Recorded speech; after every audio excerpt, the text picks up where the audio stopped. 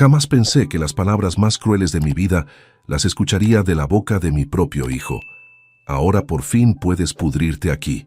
Eres una carga. Antes de continuar, suscríbete al canal, activa la campanita porque todos los días tenemos nuevas historias. Deja tu like y cuéntanos en los comentarios desde qué ciudad nos estás viendo. Me llamo Aurelio Moreno Castilla. Tengo 75 años y lo que voy a contarles cambió mi vida para siempre. Todo comenzó en marzo de 2023, cuando mi mundo se desplomó literalmente bajo mis pies. Era un martes por la mañana, el 14 de marzo exactamente. Llevaba 5 años viviendo solo con mi hijo Nicolás desde que mi querida Carmen falleció en 2018. Esa mañana me desperté temprano, como siempre, para preparar el desayuno. Nicolás trabajaba en una oficina de seguros y yo, jubilado de la construcción después de 45 años, me encargaba de mantener la casa en orden. Entré al baño para mi rutina matutina cuando ocurrió. El suelo estaba húmedo por la ducha que Nicolás había tomado la noche anterior y que, como siempre, no se molestó en secar. Mis pies descalzos resbalaron sobre las baldosas mojadas y caí hacia atrás con un golpe seco que resonó por toda la casa. El dolor fue inmediato e insoportable. Sentí como si me hubieran partido en dos. Grité pidiendo ayuda, pero Nicolás ya se había ido al trabajo. Permanecí en el suelo del baño durante 3 horas agonizantes hasta que él regresó para almorzar y me encontró allí, pálido y temblando. «Dios mío, papá, ¿qué te pasó?», exclamó Nicolás con lo que en ese momento interpreté como genuina preocupación. «Me caí. No puedo moverme, hijo. Creo que me rompí algo», le dije entre lágrimas de dolor. La ambulancia llegó 20 minutos después. En el Hospital Universitario La Paz, el doctor Ramírez fue directo.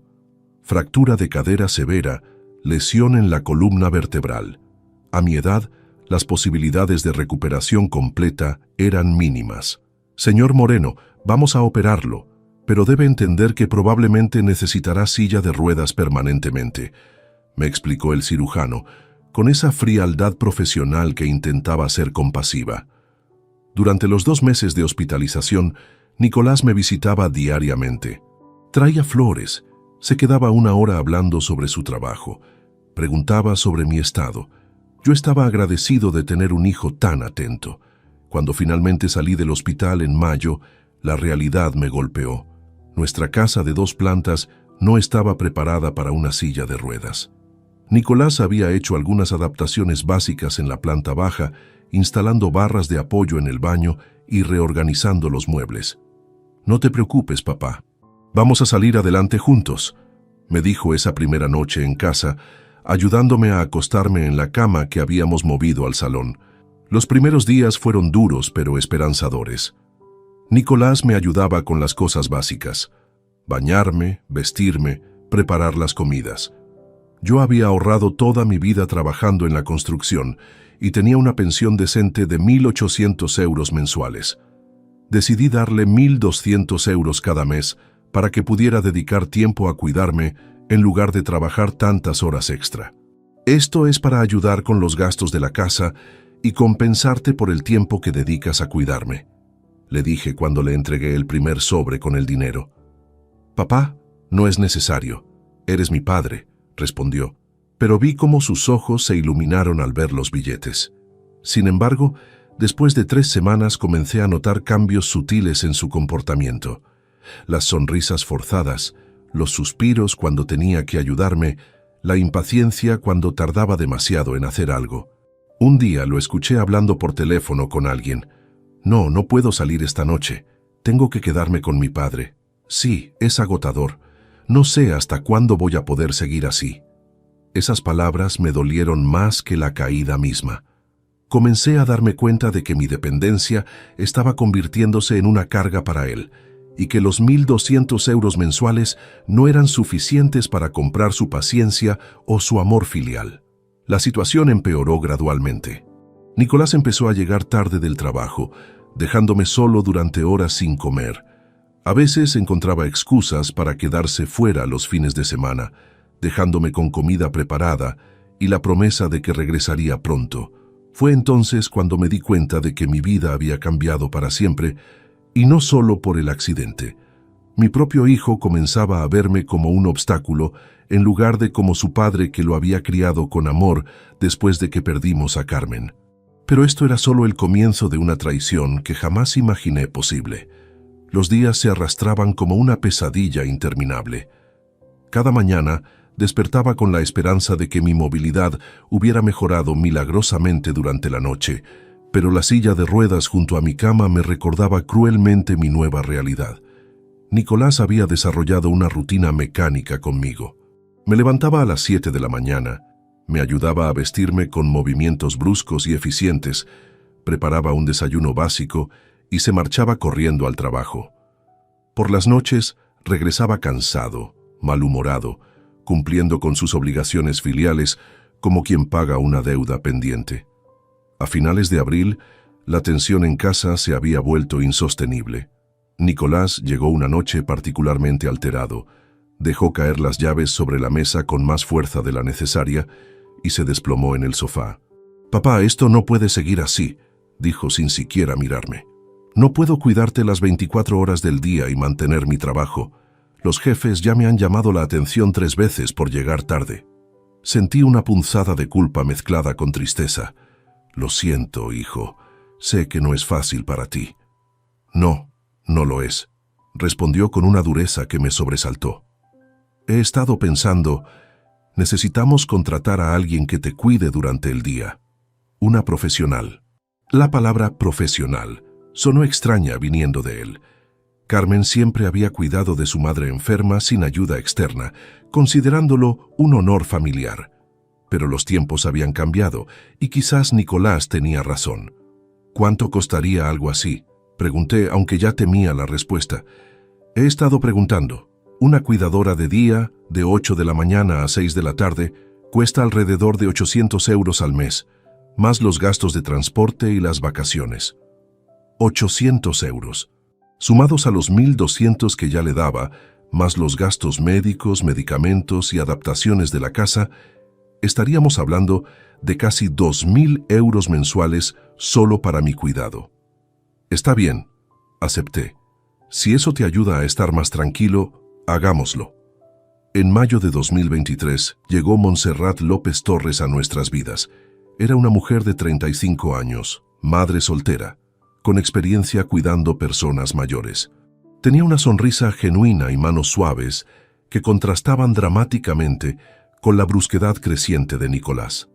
«Don Aurelio, vamos a llevarnos muy bien», me dijo el primer día, acomodando mis medicinas en organizadores con los días de la semana. «Mi trabajo es hacer que se sienta cómodo y seguro». Montserrat resultó ser una bendición inesperada. No solo se encargaba de mis necesidades básicas, sino que conversaba conmigo sobre su vida, me contaba historias de sus otros pacientes, incluso me ayudaba con ejercicios de fisioterapia que el doctor había recomendado. Sin embargo, pronto noté que su presencia, en lugar de aliviar a Nicolás, parecía molestarlo aún más. «Papá, realmente necesitas que te ayude a ducharte todos los días. Esos son 20 euros extra por sesión», me recriminó una tarde. «¿Y estos ejercicios que hace contigo son realmente necesarios? Porque las horas extras se están acumulando». Comenzó a cronometrar las actividades de Montserrat, quejándose constantemente de los costos adicionales. Cuando ella sugirió comprar una silla de ruedas más moderna para facilitar mis movimientos, Nicolás se negó rotundamente. «La que tiene funciona perfectamente. No vamos a gastar 600 euros más en lujos», le dijo de manera tajante. Las conversaciones sobre dinero se volvieron constantes. Nicolás había hecho cálculos detallados de todos mis gastos y no perdía oportunidad de recordármelos. Entre Montserrat, tus medicinas, las adaptaciones de la casa, la comida especial que necesitas y los 1.200 euros que me das, estás costando exactamente 2.150 euros al mes, me informó un día de junio, mostrándome una hoja de cálculo que había preparado. «Eso es más de 25.000 euros al año, papá». La forma en que pronunció «costando» me hizo sentir como un objeto, una factura mensual que había que pagar. Ya no era su padre que necesitaba ayuda, era una carga financiera que había que gestionar. Nicolás, si el dinero es un problema, podemos hablar con el banco. Tengo algunos ahorros, intenté proponer. No se trata solo del dinero, papá. Se trata del tiempo, del esfuerzo, de que mi vida entera gira ahora alrededor de tu situación. Su pausa antes de decir situación fue elocuente. No podía ni siquiera decir discapacidad o enfermedad. Para él, yo me había convertido en una situación problemática. Montserrat, que había presenciado algunas de estas conversaciones, comenzó a mostrar incomodidad. Un día, mientras me ayudaba con los ejercicios, me confió sus preocupaciones. Don Aurelio, no me gusta meterme en asuntos familiares, pero su hijo parece muy estresado. ¿Han considerado buscar apoyo psicológico? Cuidar a un familiar puede ser abrumador. Sus palabras eran delicadas, pero el mensaje era claro. Había notado la creciente hostilidad de Nicolás hacia mí. En julio, las quejas de Nicolás alcanzaron un nuevo nivel. Llegó a casa una noche visiblemente molesto y se dirigió directamente hacia mí.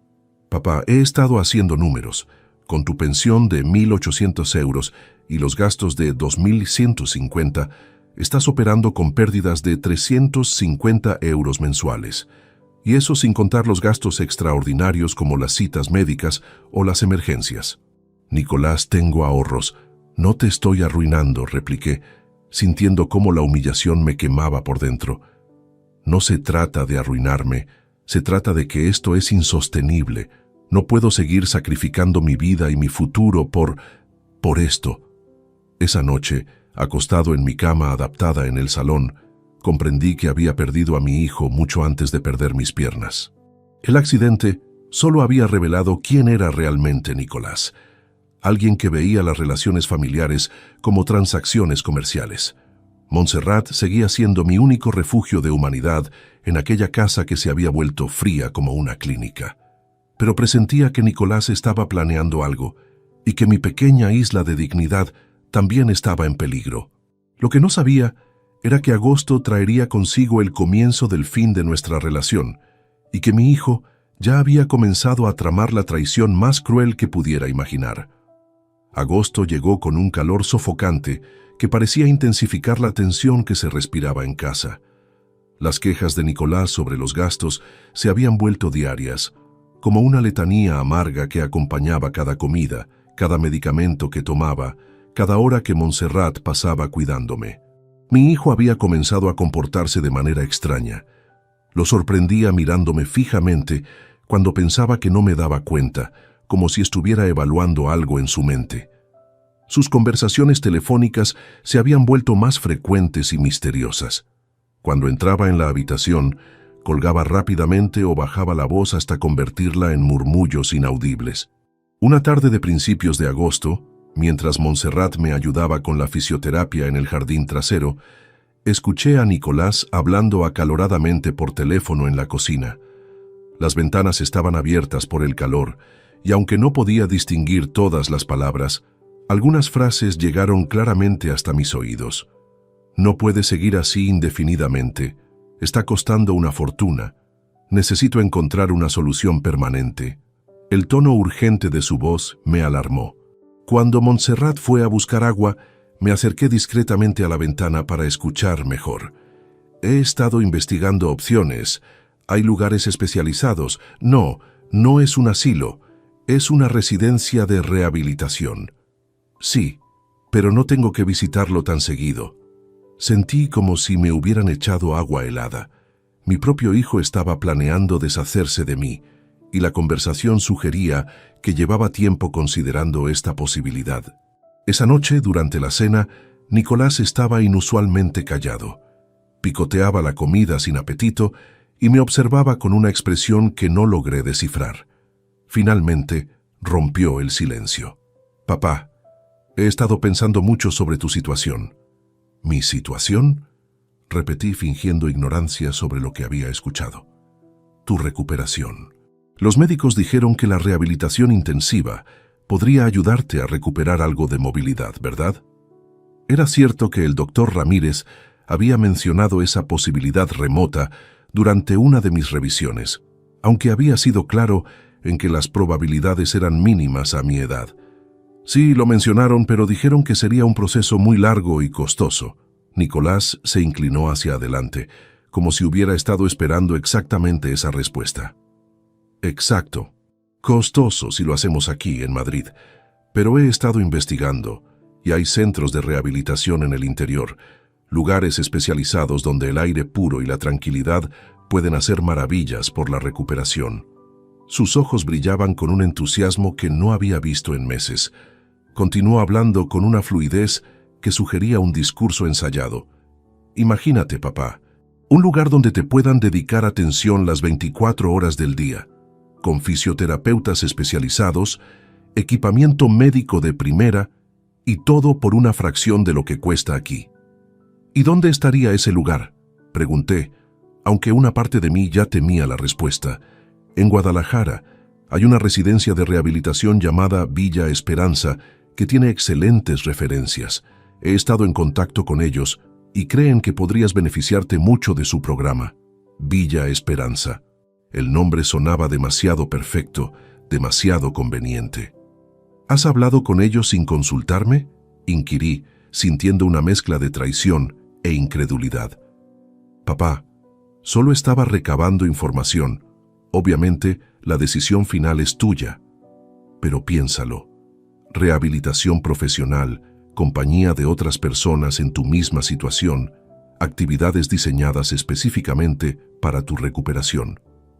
Durante los siguientes días, Nicolás bombardeó mi resistencia con argumentos aparentemente lógicos.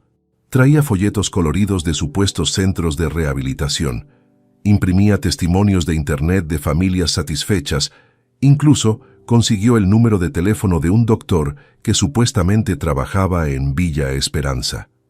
Mira, papá, el doctor Sánchez me confirmó que tienen un programa específico para casos como el tuyo. Dice que han visto mejorías notables en pacientes de tu edad. Montserrat, quien había presenciado estas conversaciones, me confesó sus dudas en privado. Don Aurelio, no sé si es apropiado que opine, pero esto me parece muy precipitado. Usted ha hecho progresos aquí, lentos pero constantes. ¿Por qué la prisa por enviarlo tan lejos? Su pregunta ecoaba mis propias preocupaciones, pero Nicolás tenía respuesta para todo. Montserrat, con todo respeto, tú no eres fisioterapeuta titulada. Lo que haces con mi padre está bien como mantenimiento, pero no es rehabilitación real. Él necesita tratamiento especializado que aquí no podemos proporcionarle. La forma despectiva en que habló de Montserrat me indignó, pero ella mantuvo la compostura profesional. En septiembre, la presión se intensificó. Nicolás había fijado una fecha tentativa para mediados de octubre y hablaba del viaje como si ya estuviera decidido. Papá, he hablado con Villa Esperanza y tienen una plaza disponible a partir del 15 de octubre. Es una oportunidad única, porque normalmente tienen lista de espera de meses. Nicolás, no me siento preparado para alejarme tanto de casa, de mis médicos conocidos, ¿De qué, papá? De esta rutina que no te lleva a ninguna parte. Llevas 6 meses en esa silla de ruedas y apenas has progresado. Necesitas un cambio de ambiente, un tratamiento más agresivo. Sus palabras eran como puñaladas.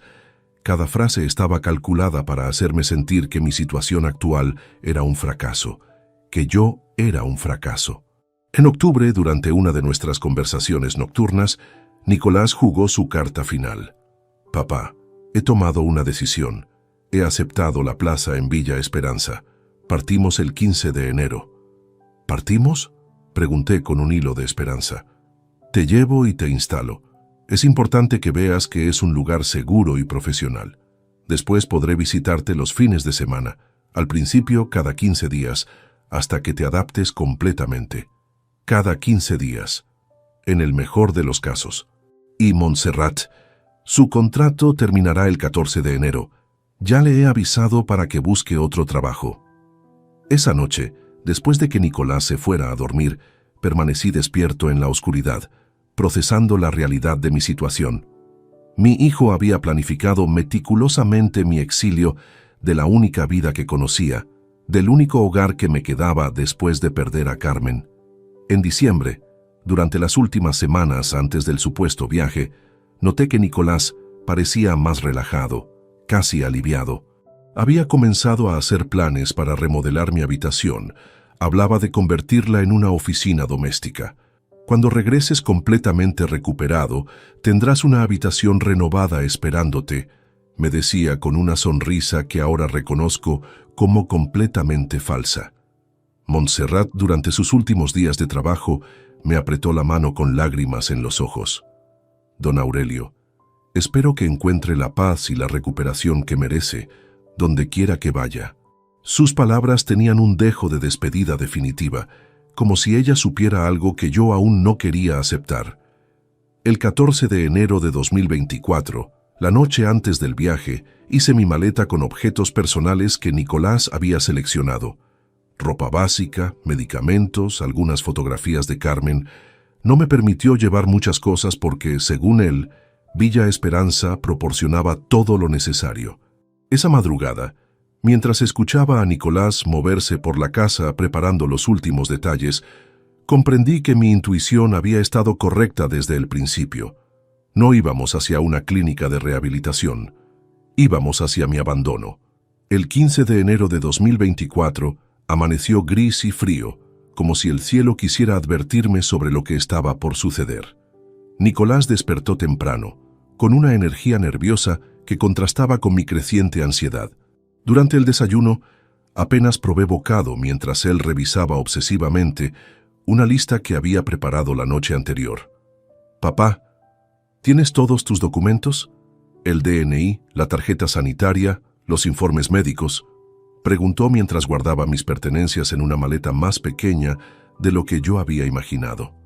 «Sí, todo está aquí», respondí, palpando el sobre donde había organizado mis papeles más importantes. «Nicolás, ¿estás seguro de que esto es lo mejor? Podríamos intentar un poco más aquí en casa». Su expresión se endureció inmediatamente. «Papá, ya hemos hablado de esto 1000 veces. Villa Esperanza es tu mejor oportunidad de recuperarte. No podemos seguir perdiendo el tiempo con medias tintas». A las 10 de la mañana, un taxi se detuvo frente a casa. El conductor, un hombre mayor llamado Miguel, me ayudó a subir a su vehículo adaptado para sillas de ruedas. Nicolás cargó mi equipaje con movimientos mecánicos, evitando mirar directamente hacia la casa donde habíamos vivido juntos desde la muerte de Carmen. Durante el trayecto hacia Guadalajara, intenté iniciar conversaciones nostálgicas sobre nuestros recuerdos familiares, pero Nicolás respondía con monosílabos, concentrado en su teléfono móvil. Cada kilómetro que nos alejaba de Madrid intensificaba mi sensación de desarraigo y abandono. «¿Cuánto tiempo crees que necesitaré estar allí?», pregunté cuando llevábamos 1 hora de viaje. «El tiempo que sea necesario, papá. Los especialistas evaluarán tu progreso y decidirán cuándo estás listo para regresar a casa».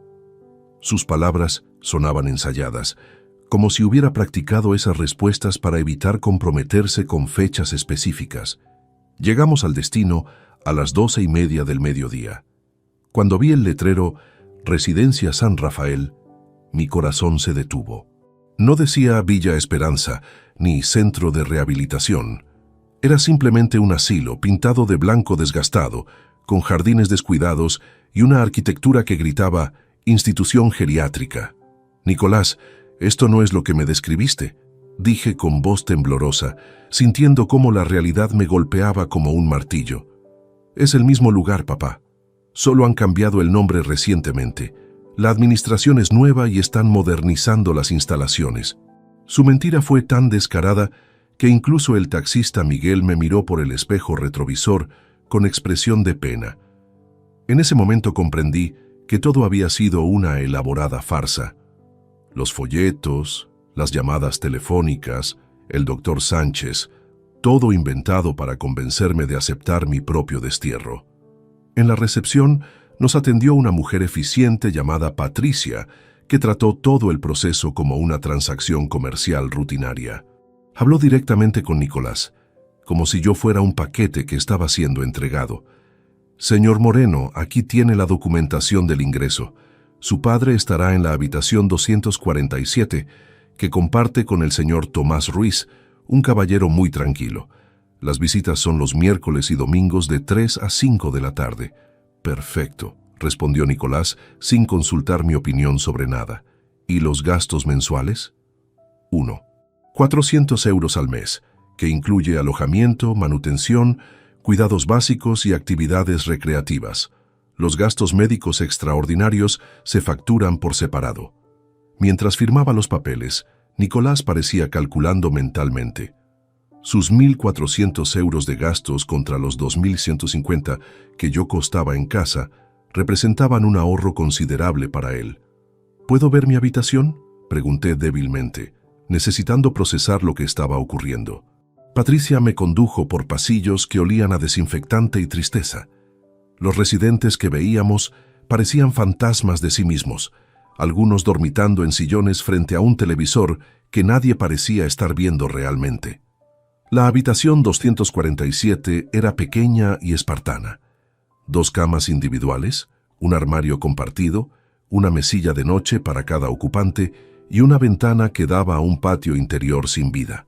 Mi compañero de cuarto, Tomás Ruiz, me saludó con una sonrisa melancólica que parecía entender perfectamente mi situación. «Bienvenido, amigo. Yo llevo aquí 2 años. Al principio es difícil, pero uno se adapta», me dijo con una voz que había perdido toda esperanza. Nicolás ayudó a deshacer mi maleta con movimientos rápidos y eficientes, como si quisiera terminar cuanto antes con la formalidad. Colocó mis fotografías de Carmen sobre la mesilla de noche y colgó mi ropa en la mitad del armario que me correspondía. «Bueno, papá, parece que todo está en orden», dijo finalmente, evitando mi mirada. «El personal es muy profesional y las instalaciones están bien mantenidas. Nicolás, ¿cuándo vendrás a visitarme?». La pregunta quedó flotando en el aire durante varios segundos que se sintieron eternos. «El domingo que viene, si no surge nada urgente en el trabajo. Pero papá, es importante que te concentres en tu rehabilitación y no dependas emocionalmente de las visitas. Este lugar te ayudará a ser más independiente». Sus palabras eran como dagas envueltas en papel de regalo. Independiente, como si estar abandonado en un asilo fuera una forma de independencia. Llegó el momento de la despedida. Nicolás se acercó y me dio un abrazo mecánico, de esos que se dan por obligación social. «Cuídate, papá. Esto es lo mejor para ti». Cuando se dirigía hacia la puerta, algo dentro de mí explotó. Toda la humillación, toda la rabia acumulada durante meses de mentiras y manipulación salió de mi boca como un rugido desesperado. «Nicolás, ¿por qué me estás haciendo esto? Soy tu padre. Esto tendrá consecuencias». Se detuvo en el umbral de la puerta y se giró lentamente. Su rostro había cambiado por completo. Ya no quedaba rastro del hijo que había fingido preocupación durante meses. La máscara había caído definitivamente. «¿Consecuencias?», escupió con una risa amarga. «¿Qué consecuencias, papá?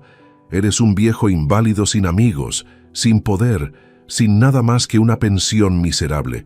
¿Qué consecuencias puedes traerme?». Su voz se alzó hasta convertirse en un grito cargado de resentimiento y crueldad.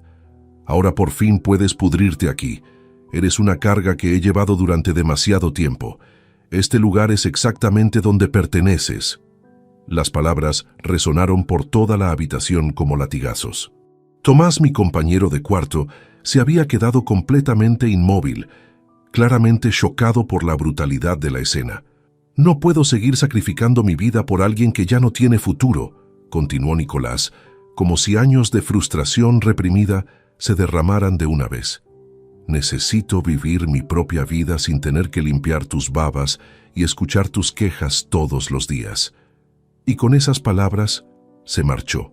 Escuché sus pasos alejándose por el pasillo, cada sonido martillando en mi corazón roto la realidad de mi abandono.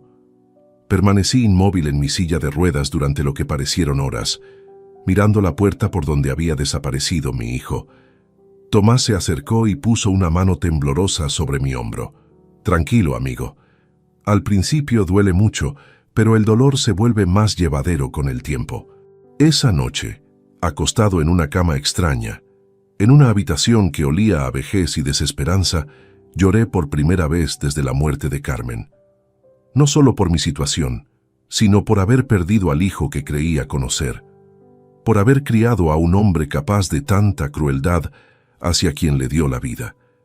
Pero lo que Nicolás no sabía, lo que no podía ni imaginar, era que en este lugar aparentemente sin esperanza, encontraría algo que cambiaría todo para siempre, y que sus palabras sobre consecuencias se convertirían en una profecía que él mismo había pronunciado. Los primeros días en la residencia San Rafael transcurrieron como una pesadilla en cámara lenta. Cada amanecer me recordaba cruelmente dónde estaba y por qué había llegado hasta allí. El desayuno se servía a las 8 en punto en un comedor impersonal donde 30 ancianos comían en silencio, perdidos en sus propios mundos de resignación y melancolía. Mi compañero de habitación, Tomás Ruiz, resultó ser un hombre sabio que había trabajado durante 40 años como maestro de escuela. Su familia lo visitaba religiosamente cada domingo, trayendo flores frescas y pasteles caseros. Observar esas reuniones familiares intensificaba mi sensación de abandono, pero Tomás compartía generosamente sus dulces conmigo y me contaba historias de sus antiguas clases para distraerme del dolor. Don Aurelio, me dijo el tercer día mientras organizaba las fotografías de sus nietos sobre su mesilla, he visto llegar a muchas personas aquí. Algunas se dejan vencer por la amargura, otras encuentran formas de reconstruir su dignidad. Usted tiene que decidir en qué grupo quiere estar. Sus palabras resonaron en mi mente, pero yo aún estaba demasiado sumergido en la traición de Nicolás para pensar en reconstruir nada. Pasaba las tardes en mi silla de ruedas junto a la ventana, viendo el patio interior donde otros residentes paseaban lentamente o simplemente se sentaban en bancos de hormigón contemplando la nada. El cuarto día, durante la merienda vespertina, una voz familiar me sobresaltó desde atrás. «¿Aurelio Moreno Castilla? ¿Pero qué diablos haces aquí, hermano?» Me giré y allí estaba Roberto Jiménez Vega, con su característica sonrisa amplia y sus ojos llenos de vida que contrastaban dramáticamente con el ambiente gris del lugar. Roberto había sido mi compañero de trabajo en la constructora García y Asociados desde 1984, hasta que él decidió cambiar de rumbo profesional en 1998. Habíamos compartido incontables jornadas bajo el sol, construyendo edificios por toda la Comunidad de Madrid. «Roberto, ¿qué haces tú aquí?», exclamé sintiendo por primera vez en días algo parecido a la alegría. «Trabajo aquí, amigo. Soy el gerente de administración desde hace 3 años», respondió acercándose para darme un abrazo genuino. «Pero la pregunta es, ¿qué hace Aurelio Moreno en una residencia geriátrica? La última vez que supe de ti, estabas viviendo cómodamente con tu hijo después de la muerte de Carmen». La mención de mi situación familiar hizo que mi rostro se ensombreciera inmediatamente.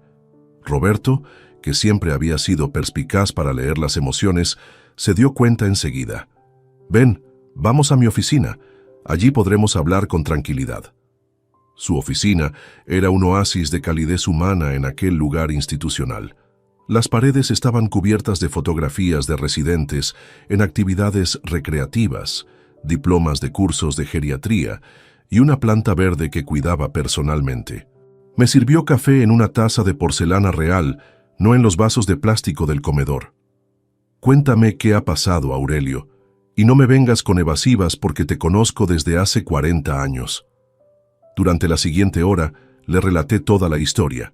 El accidente, la dependencia creciente, los 1.200 euros mensuales que le daba a Nicolás, la contratación de Montserrat, las quejas constantes sobre los gastos y finalmente la elaborada mentira de Villa Esperanza que me había traído hasta aquí. Roberto escuchó en silencio, pero su expresión se iba endureciendo progresivamente. Cuando llegué a la parte donde Nicolás me gritó, «Ahora por fin puedes pudrirte aquí», vi cómo apretaba los puños sobre su escritorio. «Ese hijo de la gran puta», murmuró entre dientes.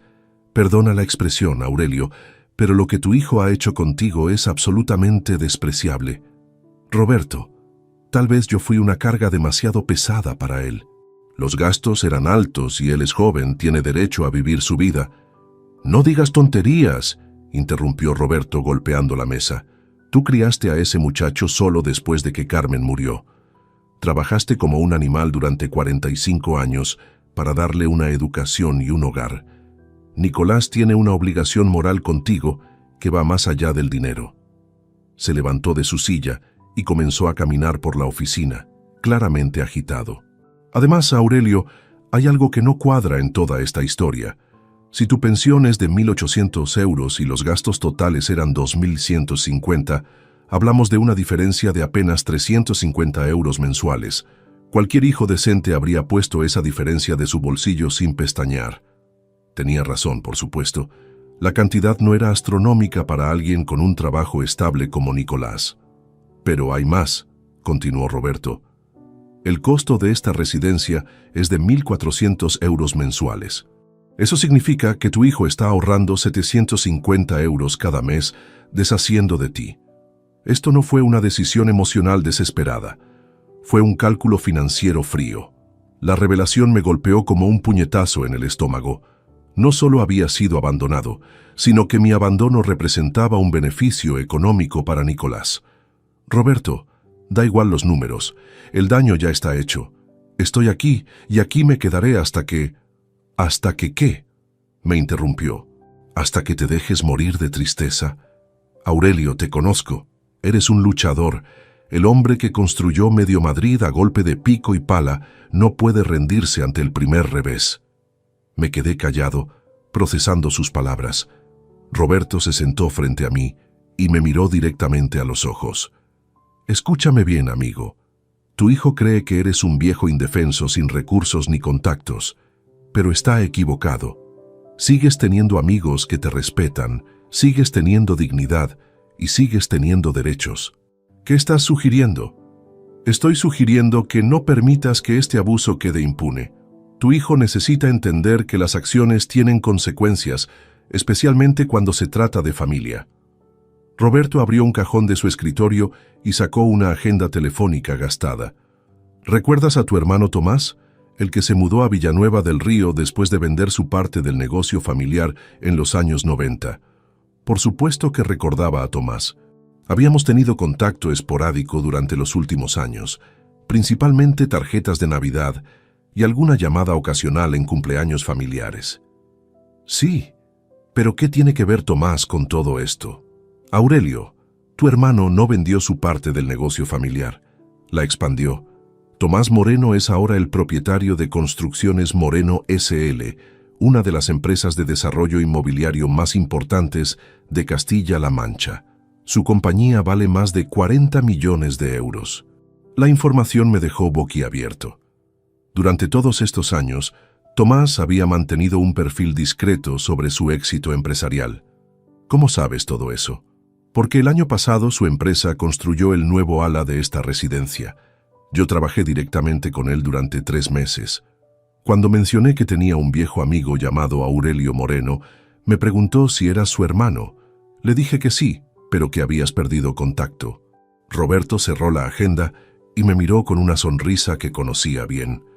La misma expresión que ponía cuando había encontrado la solución a un problema complicado en las obras.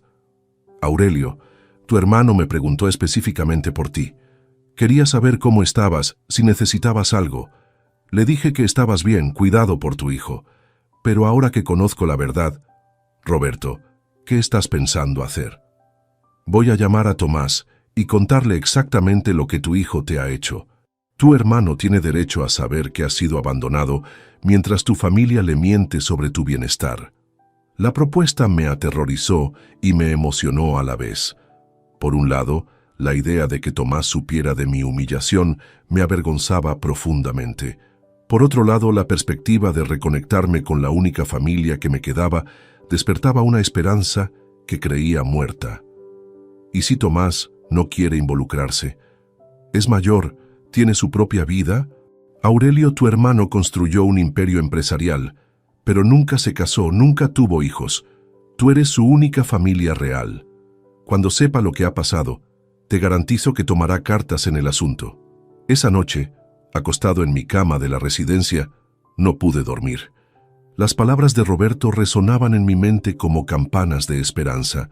Por primera vez desde el abandono, Comencé a imaginar que tal vez mi historia no había terminado, que quizás las consecuencias que le había gritado a Nicolás no eran solo las palabras desesperadas de un anciano indefenso. Al día siguiente, Roberto me buscó durante el almuerzo con una expresión de determinación que reconocí inmediatamente. Aurelio, he tomado una decisión. Voy a llamar a tu hermano esta tarde. Es hora de que la verdad salga a la luz. Y así comenzó la cadena de eventos que transformaría mi tragedia en algo que ninguno de nosotros, especialmente Nicolás, podríamos haber anticipado. El 18 de enero de 2024, 3 días después de mi abandono, Roberto cumplió su promesa. Esa tarde, mientras yo intentaba concentrarme en un libro de poesía que había encontrado en la biblioteca de la residencia, él me buscó con una expresión seria que me hizo comprender que había llegado el momento de la verdad. Aurelio, acabo de hablar con tu hermano. La conversación duró casi 1 hora. Mi corazón comenzó a latir tan fuerte que temí que Roberto pudiera escucharlo. Durante los últimos días había fluctuado entre la esperanza y el terror ante esta confrontación inevitable con la realidad de mi situación familiar.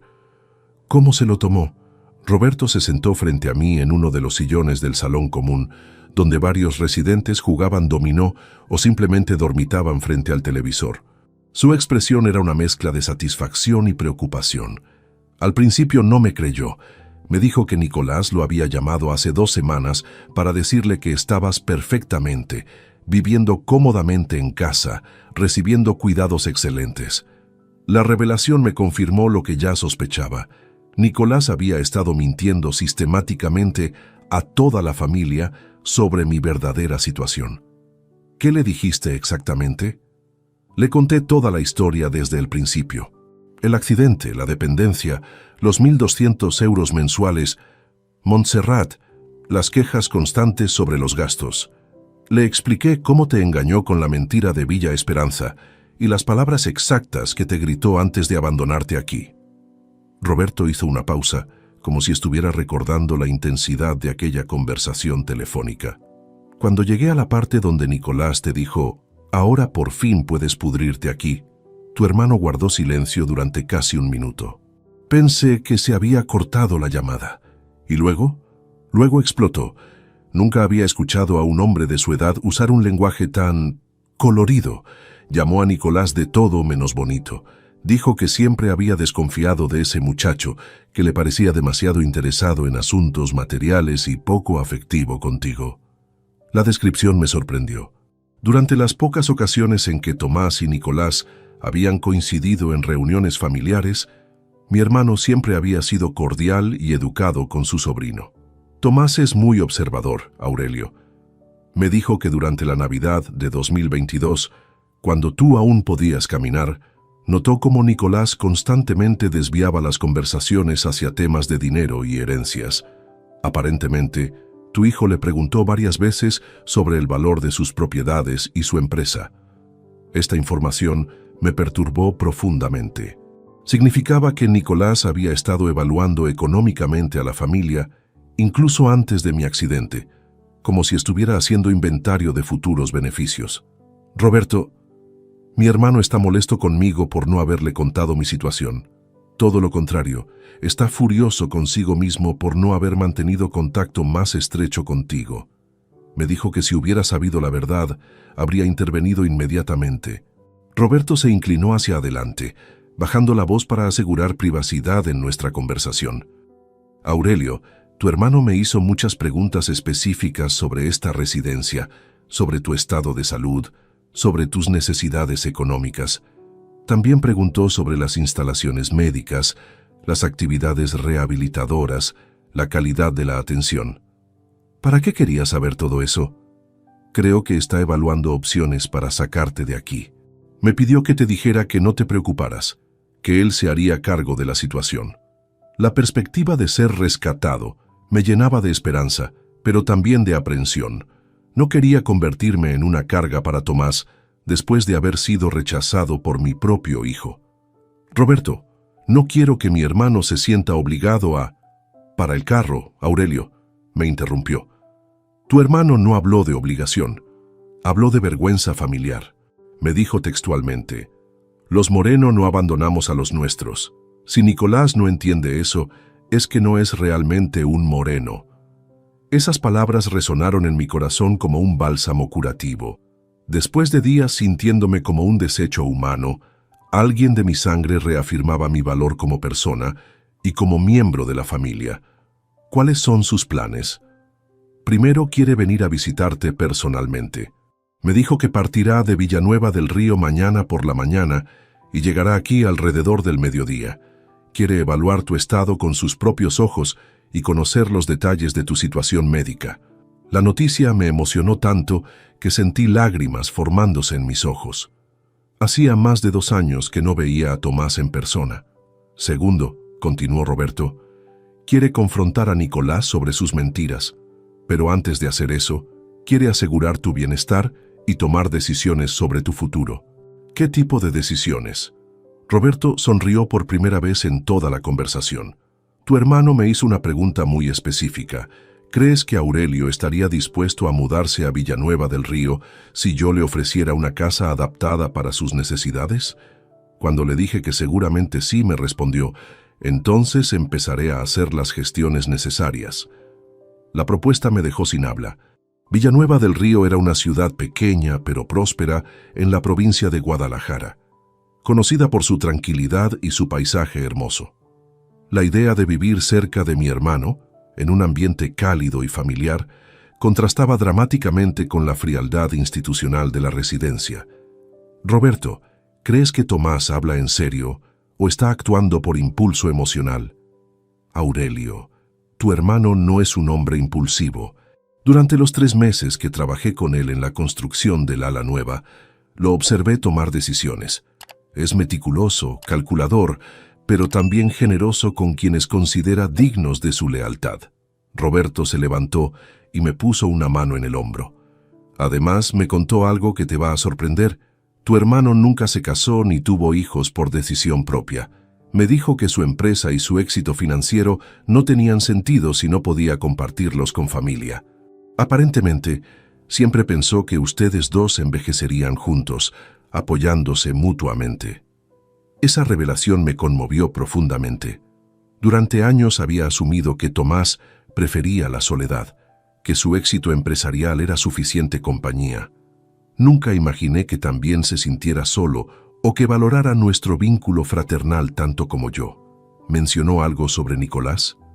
¿Sobre cómo piensa manejar la situación con él? La expresión de Roberto se endureció. Sí, habló de Nicolás. Me dijo que había estado enviándole dinero ocasionalmente durante los últimos años, pequeñas cantidades para ayudar con gastos familiares. Aparentemente, Nicolás le había pedido ayuda varias veces, siempre con excusas relacionadas a tu cuidado médico. El estómago se me revolvió. Mi hijo había estado extorsionando económicamente a mi hermano usando mi salud como pretexto, mientras simultáneamente planificaba abandonarme. Tomás está furioso por haber sido manipulado, pero más furioso por cómo han tratado a su hermano. Me dijo que Nicolás había perdido el derecho a llamarse parte de la familia Moreno. Esa tarde, después de la conversación con Roberto, me retiré a mi habitación con una mezcla de emociones contradictorias. Por un lado, la perspectiva de reconectarme con Tomás y posiblemente comenzar una nueva vida me llenaba de esperanza. Por otro lado, la confirmación de la profundidad de la traición de Nicolás intensificaba mi dolor. Tomás Ruiz, mi compañero de cuarto, notó mi estado emocional alterado. Don Aurelio, ¿ha recibido buenas noticias? Se le ve diferente. Mi hermano viene a visitarme mañana. No lo he visto en más de 2 años.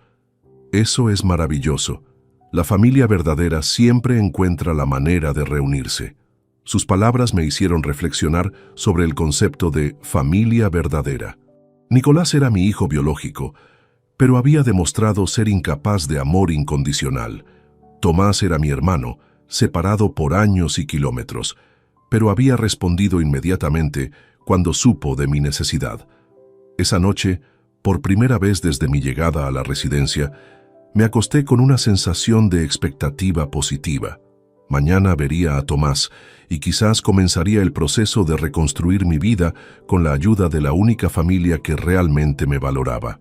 Lo que no sabía era que la visita de mi hermano desencadenaría una serie de eventos que no solo cambiarían mi destino, sino que también le darían a Nicolás una lección sobre las verdaderas consecuencias de la crueldad familiar. El momento de la justicia se acercaba, y yo finalmente dejaría de ser una víctima para convertirme en el protagonista de mi propia historia de redención. El 25 de enero de 2024 amaneció con un cielo despejado que parecía presagiar cambios positivos. Desde las 8 de la mañana me encontraba en el salón principal de la residencia, nervioso como un colegial esperando a que llegara su padre después de un largo viaje. Roberto había coordinado discretamente la visita de Tomás, asegurándose de que tuviéramos privacidad para nuestra reunión. A las 12:30 en punto, vi a través de las ventanas del salón cómo se detenía un Mercedes negro elegante en el aparcamiento. Del vehículo descendió un hombre alto, vestido con un abrigo gris de lana fina, que caminaba con la seguridad de alguien acostumbrado a tomar decisiones importantes. Aunque habían pasado más de 2 años desde nuestro último encuentro, reconocí inmediatamente la figura erguida de mi hermano menor. Tomás entró en la residencia acompañado por Roberto, y cuando nuestras miradas se cruzaron, vi en sus ojos una mezcla de alegría por el reencuentro y dolor por las circunstancias que nos reunían. Se acercó directamente hacia mí y me envolvió en un abrazo que duró varios minutos, sin importarle que otros residentes y el personal nos observaran. «Hermano», murmuró en mi oído, «lamento tanto no haber estado aquí cuando me necesitabas». «Tomás, no tenías forma de saber lo que estaba pasando», respondí, sintiendo cómo las lágrimas rodaban por mis mejillas sin control. Roberto nos condujo a una sala privada que había reservado para la ocasión. Era un espacio pequeño pero acogedor, con sillones cómodos y una mesa baja, donde había dispuesto café y pastas caseras que había traído de su propia casa. «Aurelio, antes de hablar de cualquier otra cosa, necesito que me cuentes con tus propias palabras todo lo que has vivido estos últimos meses», dijo Tomás mientras me servía café en una taza de porcelana que había traído consigo. Durante la siguiente hora, le relaté detalladamente mi experiencia, desde el momento del accidente hasta las palabras crueles de Nicolás en esta misma habitación 10 días atrás. Tomás escuchó sin interrumpir, pero pude observar cómo su mandíbula se tensaba progresivamente y cómo sus manos se cerraban en puños cada vez que mencionaba una nueva traición de su sobrino. «Ese desgraciado me ha estado mintiendo durante meses», dijo finalmente cuando terminé mi relato. «En octubre me llamó pidiendo 2.000 euros para gastos médicos especiales tuyos. En diciembre, otros 1.500 para equipamiento de rehabilitación. Siempre me aseguraba que estabas progresando maravillosamente bajo su cuidado». La revelación me indignó tanto como me entristeció. Nicolás no solo me había abandonado, sino que había estado lucrándose económicamente con mi situación fingida. «Tomás, no sabía nada de eso. Si hubiera imaginado que te estaba extorsionando, no es tu culpa, hermano. La culpa es mía por haber sido tan ingenuo y suya por ser tan miserable». Tomás se levantó y comenzó a caminar por la pequeña habitación, claramente agitado, pero controlando su temperamento con el dominio de alguien acostumbrado a manejar situaciones difíciles en el mundo empresarial. «Aurelio, quiero que sepas algo importante. Durante estos años de éxito empresarial, he conseguido acumular una fortuna considerable. Mi empresa, Construcciones Moreno, tiene un valor estimado de 42 millones de euros. Tengo propiedades en 5 provincias, cuentas bancarias que generan intereses sustanciales y inversiones diversificadas». Me quedé sorprendido por la magnitud de su éxito. Sabía que le había ido bien en los negocios, pero nunca imaginé que hubiera alcanzado semejante nivel de prosperidad. «Te cuento esto», continuó, «porque quiero explicarte una decisión que tomé anoche después de hablar con Roberto. He decidido hacerte socio del 50% de mi empresa». Las palabras resonaron en mis oídos como si hubiera escuchado mal. «¿Socio? Tomás, no puedes estar hablando en serio». «Estoy completamente serio». Mañana mismo mi abogado, el licenciado Carlos Mendoza, preparará toda la documentación necesaria para formalizar tu participación en Construcciones Moreno S.L. Recibirás mensualmente dividendos que superarán los 8.000 euros, además de tener voz y voto en todas las decisiones importantes de la empresa. Me quedé sin habla. La generosidad de mi hermano era abrumadora, pero también me preocupaba convertirme en una carga para él después de haber sido rechazado por mi propio hijo. Tomás, esto es demasiado generoso. No puedo aceptar que sacrifiques tu patrimonio por... ¡Para!, me interrumpió con firmeza. No estoy sacrificando nada. Durante 20 años he construido este imperio empresarial sin familia propia, siempre con la idea de que algún día lo compartiría con las personas que realmente me importan. Tú eres mi única familia verdadera, Aurelio. Se sentó frente a mí y tomó mis manos entre las suyas. Además, hermano, tu participación en la empresa no es caridad. Eres un constructor con 45 años de experiencia. Tu conocimiento del sector de la construcción es invaluable. Quiero que trabajes conmigo, que aportes tu experiencia, que te sientas útil y valorado. La propuesta era tentadora, pero aún tenía dudas prácticas. ¿Cómo podría trabajar desde aquí? Estoy en una silla de ruedas, lejos de tu empresa. ¿Por qué no vas a quedarte aquí?, respondió con una sonrisa que conocía desde nuestra juventud. He comprado una propiedad en Villanueva del Río específicamente pensando en adaptarla para tus necesidades. Es una casa de una planta, con jardín privado, totalmente accesible para sillas de ruedas, y está a solo 5 minutos de las oficinas de la empresa. La información me dejó completamente abrumado. En solo una semana, mi situación había pasado de la desesperación absoluta a posibilidades que ni siquiera había osado imaginar. ¿Cuándo compraste esa casa? Ayer por la tarde, después de colgar el teléfono con Roberto. Llamé al mejor arquitecto especializado en accesibilidad de toda Castilla-La Mancha y le pedí que comenzara las adaptaciones inmediatamente. En 2 semanas, la casa estará lista para que te mudes. Tomás sacó su teléfono móvil y me mostró fotografías de una hermosa casa rural de piedra, con amplios ventanales, un jardín cuidado y rampas de acceso modernas que se integraban armoniosamente con la arquitectura tradicional. Hermano, ¿por qué estás haciendo todo esto por mí? Porque durante todos estos años de éxito me he sentido solo. El dinero y los negocios son satisfactorios, pero no llenan el vacío de la familia. Cuando Roberto me contó lo que te había pasado, comprendí que tenía la oportunidad de rectificar años de distanciamiento y de construir algo significativo contigo. Se acercó más y bajó la voz. Pero hay otra razón, Aurelio. Quiero que Nicolás comprenda las consecuencias de sus acciones. Cuando descubra que has pasado de ser un viejo inútil a socio de una empresa multimillonaria, va a entender el error monumental que ha cometido. La perspectiva de que Nicolás conociera mi nueva situación me generaba sentimientos contradictorios. Por un lado, deseaba que supiera que no era la víctima indefensa que había imaginado. Por otro lado, no quería que mi reconciliación con Tomás se convirtiera en un instrumento de venganza. ¿Has pensado en cómo vas a manejar la situación con él? Tengo un plan, respondió con una sonrisa que no presagiaba nada bueno para mi hijo. Roberto me contó que Nicolás prometió visitarte los domingos. Vamos a darle una pequeña sorpresa cuando aparezca por aquí. ¿Qué tipo de sorpresa? Voy a estar presente durante su próxima visita. Quiero confrontarlo cara a cara sobre sus mentiras y sobre el trato que te ha dado.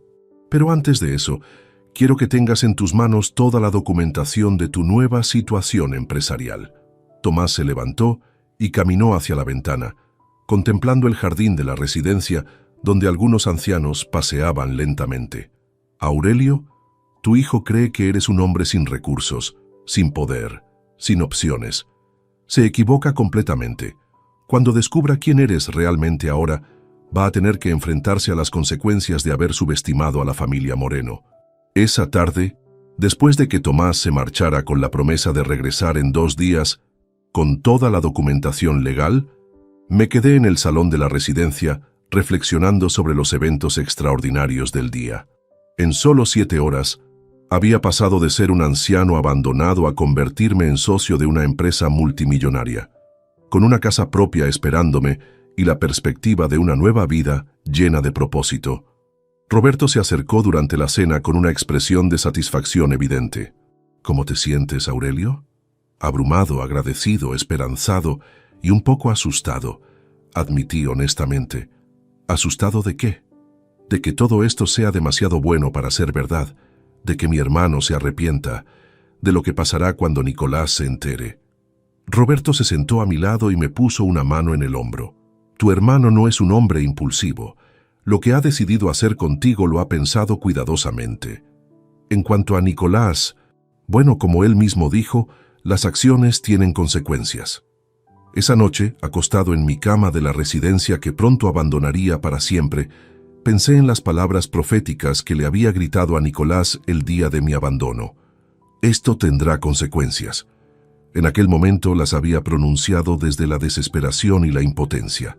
Ahora comprendía que el destino, con la ayuda de un hermano generoso y un amigo leal, había comenzado a convertir esas palabras en una realidad que superaría las peores pesadillas de mi hijo. La justicia a veces llega de maneras inesperadas, y yo estaba a punto de descubrir que mi historia de abandono se transformaría en una lección inolvidable sobre el valor real de la familia. El 10 de febrero de 2024 marcó exactamente 26 días desde mi abandono en la residencia San Rafael. Pero ese sábado por la mañana me desperté con una sensación completamente diferente a la desesperación que había caracterizado mis primeras semanas en aquel lugar. Los documentos legales que me convertían en socio del 50% de Construcciones Moreno S.L.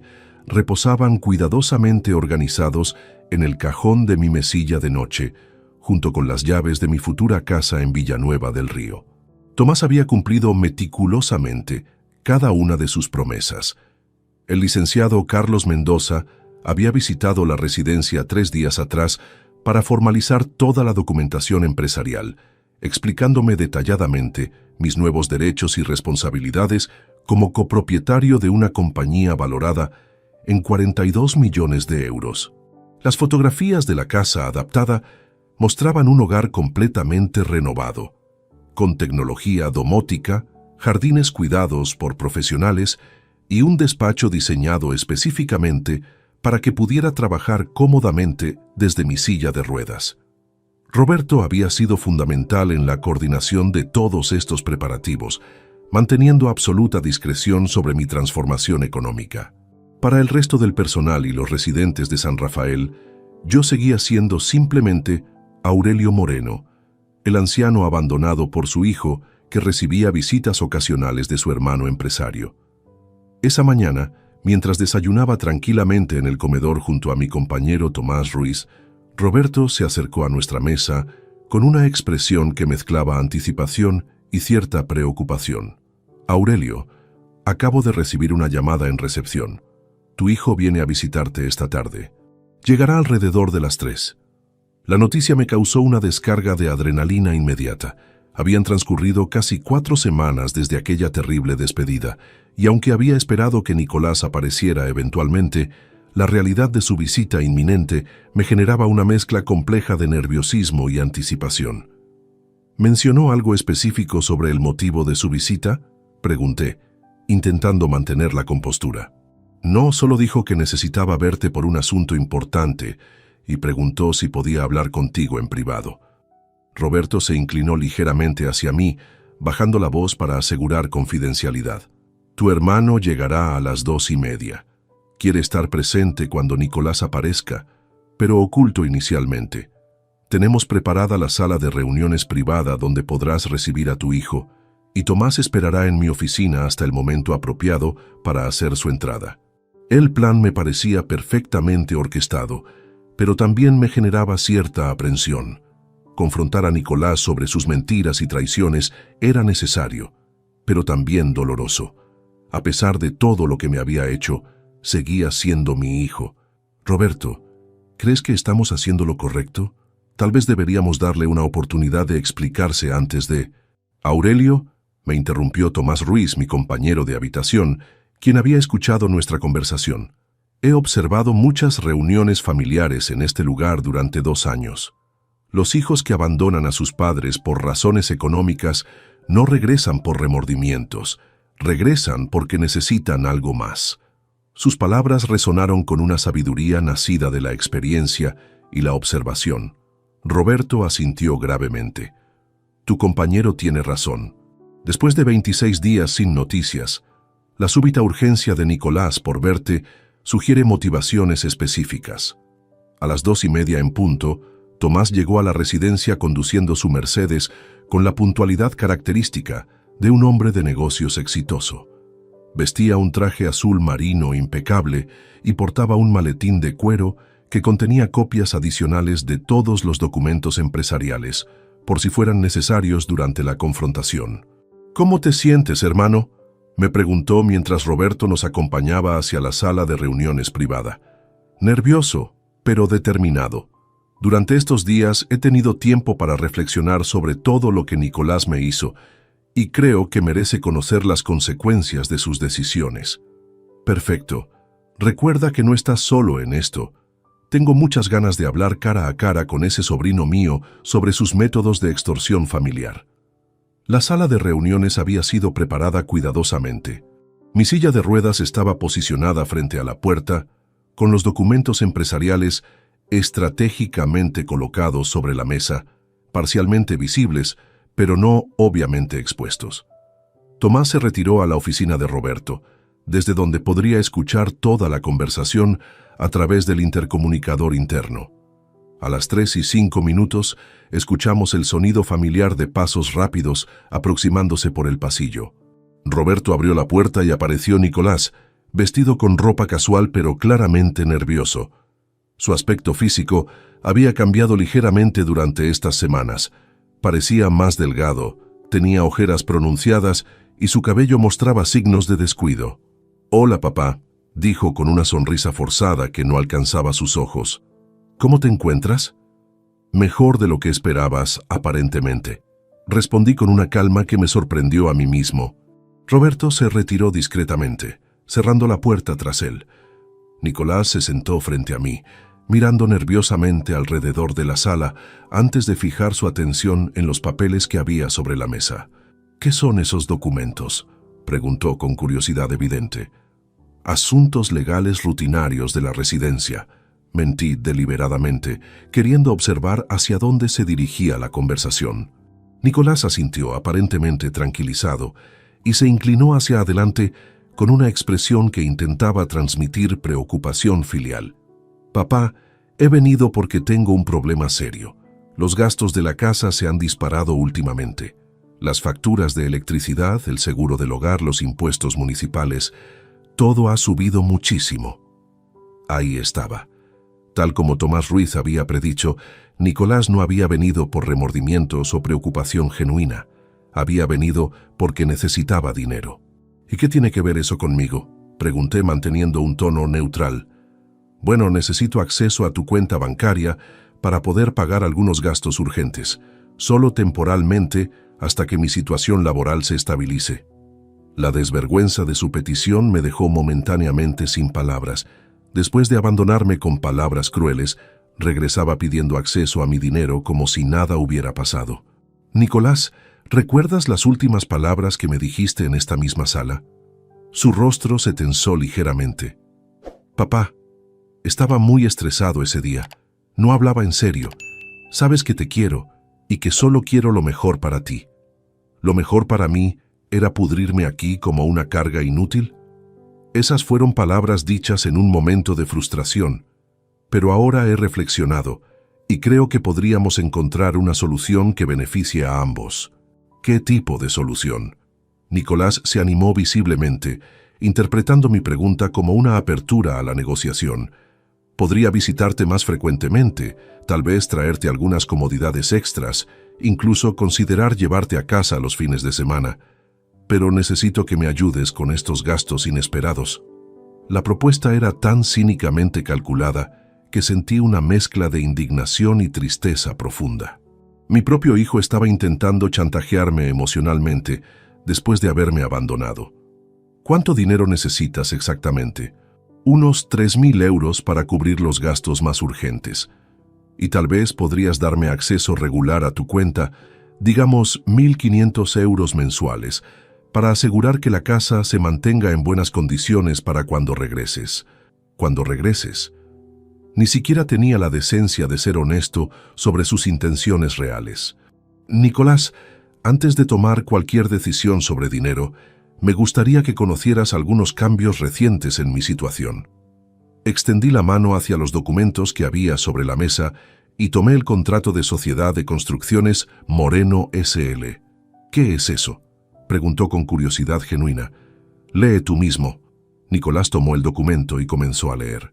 Pude observar exactamente el momento en que comprendió el contenido.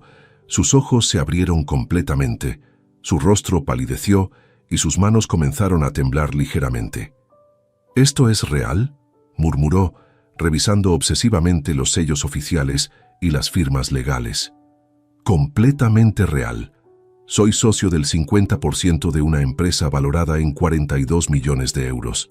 También tengo una casa propia esperándome en Villanueva del Río. Nicolás levantó la vista del documento con una expresión de shock absoluto. ¿Cómo? ¿Cuándo? ¿Por qué no me dijiste nada? ¿Por qué habría de contarte algo a alguien que me dijo que me pudriera aquí como una carga inútil? En ese momento preciso, la puerta de la sala se abrió y apareció Tomás, impecablemente vestido y con una expresión que no presagiaba nada bueno para su sobrino. Hola, Nicolás. Creo que tú y yo tenemos mucho de qué hablar. La expresión de terror que se apoderó del rostro de mi hijo fue tan intensa que casi sentí lástima por él. Casi. El momento de la verdad había llegado, y la armadilla que habíamos preparado cuidadosamente se había cerrado perfectamente sobre quien había creído que podía manipular y abandonar a su familia sin consecuencias. La confrontación que definiría para siempre nuestras relaciones familiares estaba a punto de comenzar.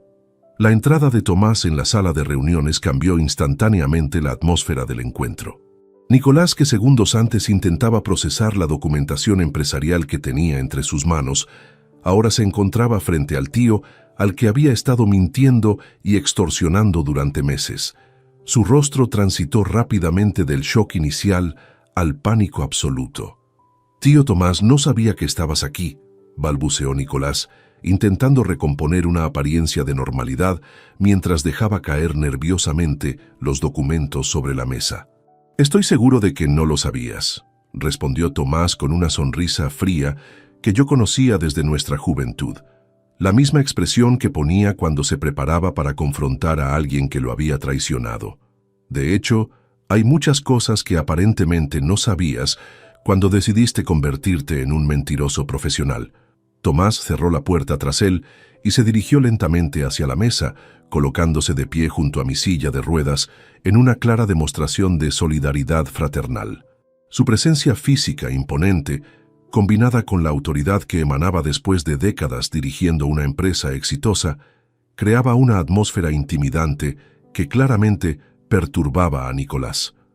«Siéntate», le ordenó a mi hijo con un tono que no admitía discusión. «Vamos a tener una conversación muy necesaria sobre honestidad, responsabilidad familiar y las consecuencias de manipular a las personas que te han dado todo en la vida». Nicolás obedeció mecánicamente, hundiéndose en su silla como si intentara hacerse invisible. Sus ojos oscilaban nerviosamente entre Tomás y yo, claramente calculando si existía alguna estrategia de escape de aquella situación. «Empecemos por lo básico», continuó Tomás sacando su teléfono móvil y consultando lo que parecía ser una lista de notas preparadas específicamente para esta confrontación. «El 15 de octubre de 2023 me llamaste pidiendo 200 euros para gastos médicos especiales de tu padre. Me aseguraste que él estaba progresando maravillosamente bajo tu cuidado amoroso». Nicolás abrió la boca para responder, pero Tomás levantó una mano para silenciarlo. «No he terminado. El 20 de diciembre, otra llamada. Esta vez necesitabas 1.500 euros para equipamiento de rehabilitación que supuestamente le estabas comprando. Nuevamente, me tranquilizaste diciéndome que Aurelio estaba muy bien atendido y que su recuperación era prometedora. Mi hermano guardó su teléfono y se inclinó ligeramente hacia adelante, clavando su mirada en los ojos de Nicolás. El 8 de enero de 2024, apenas una semana antes de abandonar a tu padre como si fuera basura, me llamaste por tercera vez. Querías 1.200 euros adicionales para terapias especializadas. Durante esa conversación, me dijiste textualmente: «Papá está muy animado con su progreso, tío. Dice que se siente afortunado de tener un hijo tan dedicado». Cada palabra de Tomás caía sobre Nicolás como martillazos. Mi hijo había palidecido tanto que parecía estar a punto de desmayarse. «¿Tienes algo que decir sobre estas conversaciones?», preguntó Tomás con una calma que resultaba más amenazante que cualquier grito. «Tío, las cosas eran complicadas. Los gastos realmente eran altos», comenzó Nicolás con voz temblorosa. «Los gastos eran altos», estalló Tomás, perdiendo finalmente la compostura. «¿Sabes cuáles son realmente altos, Nicolás? Los gastos emocionales de descubrir que tu único sobrino es un mentiroso, un manipulador y un ladrón que abandona a su padre después de robarle dinero usando mi generosidad». Se dirigió hacia la ventana de la sala, dándole la espalda a Nicolás mientras recuperaba el control de su temperamento. Cuando se giró nuevamente, su expresión había regresado a esa frialdad calculada que resultaba mucho más intimidante que la ira. «Pero lo que más me duele, lo que realmente me indigna, es lo que le hiciste a tu padre el día que lo abandonaste aquí». Tomás se acercó a Nicolás hasta quedar de pie directamente frente a él. «Ahora por fin puedes pudrirte aquí. Eres una carga». «Esas fueron tus palabras exactas, ¿verdad?». Nicolás intentó negar con la cabeza, pero su expresión de culpabilidad lo traicionaba completamente. «No intentes mentir. Roberto Jiménez me contó cada detalle de esa despedida. También me informó que durante meses habías estado quejándote de los gastos que tu padre representaba, tratándolo como una inversión no rentable en lugar de como el hombre que sacrificó 45 años de su vida para darte educación, hogar y oportunidades». En ese momento decidí intervenir.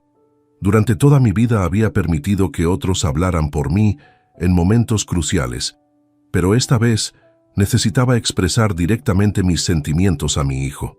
«Nicolás», dije con una voz más firme de la que había usado en semanas, «quiero que me escuches muy cuidadosamente. Durante estos 26 días en esta residencia, he tenido mucho tiempo para reflexionar sobre nuestra relación, sobre los sacrificios que hice por ti y sobre el hombre en el que te has convertido». Mi hijo finalmente me miró directamente y pude ver lágrimas formándose en sus ojos. Por un momento, albergué la esperanza de que tal vez existiera algún vestigio de arrepentimiento genuino en su corazón. «Cuando tu madre murió, podrías haber sido criado por tus tíos o haber ido a un internado. Pero yo decidí renunciar a mis propios sueños de jubilación temprana para seguir trabajando y poder criarte personalmente. Trabajé horas extras durante años para pagarte los estudios universitarios. Nunca me quejé, nunca te cobré el sacrificio». Las lágrimas ahora rodaban libremente por las mejillas de Nicolás, pero yo continué. «Cuando tuve el accidente, te di 200 euros mensuales no porque fueras mi empleado, sino porque eras mi hijo y quería compensarte por el tiempo que dedicabas a cuidarme. Nunca te pedí nada a cambio excepto amor y respeto básicos». Me incliné hacia adelante en mi silla de ruedas, acercándome lo más posible a él. «Pero tú convertiste mi dependencia en una transacción comercial. Me viste como un gasto que había que minimizar, como un problema que había que resolver de la manera más económicamente eficiente posible». Nicolás sollozaba ahora abiertamente, pero sus lágrimas llegaban demasiado tarde. «Papá, lo siento muchísimo». Estaba desesperado, abrumado. No sabía cómo manejar la situación. «¿Desesperado?», interrumpió Tomás. «¿Tan desesperado que pediste acceso a su cuenta bancaria hace apenas 20 minutos? ¿Tan abrumado que viniste aquí hoy no para disculparte, sino para pedirle dinero?». La acusación dejó a Nicolás completamente expuesto. No podía negar que había venido buscando dinero, no reconciliación. «Nicolás», continué, «lo más doloroso No fueron tus palabras crueles o tu abandono físico. Lo más doloroso fue descubrir que el hijo al que amaba incondicionalmente era capaz de verme únicamente en términos de costos y beneficios. Tomás regresó a su posición junto a mi silla de ruedas. Pero lo que tu hijo no comprendía, Aurelio, es que había subestimado completamente a la familia Moreno. Pensó que eras un anciano indefenso, sin recursos ni apoyo. Se equivocó dramáticamente. Mi hermano dirigió su atención nuevamente hacia Nicolás. Tu padre no es solo socio de mi empresa, es mi hermano, mi familia verdadera, y ahora tiene más poder económico del que tú podrías soñar. Los 3.000 euros que viniste a pedirle hoy representan menos de lo que él gana en intereses bancarios cada semana. La información golpeó a Nicolás como una bofetada. Comprendió instantáneamente que había perdido acceso no solo a mi modesta pensión, sino a una fortuna familiar considerable. Por favor, suplicó desesperadamente, denme una oportunidad de rectificar. Puedo cambiar, puedo ser mejor hijo. Necesito a mi familia. Ahora necesitas a tu familia, repliqué con una amargura que me sorprendió. Cuando yo te necesitaba, cuando dependía de ti, me abandonaste con las palabras más crueles que un hijo puede dirigir a su padre. Tomás caminó hacia la puerta, preparándose para concluir aquella confrontación.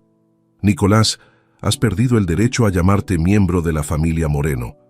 Tu comportamiento ha sido tan despreciable que ni siquiera mereces el apellido que llevas. Mi hijo se levantó de su silla, claramente desesperado. No pueden hacer esto. Soy su hijo.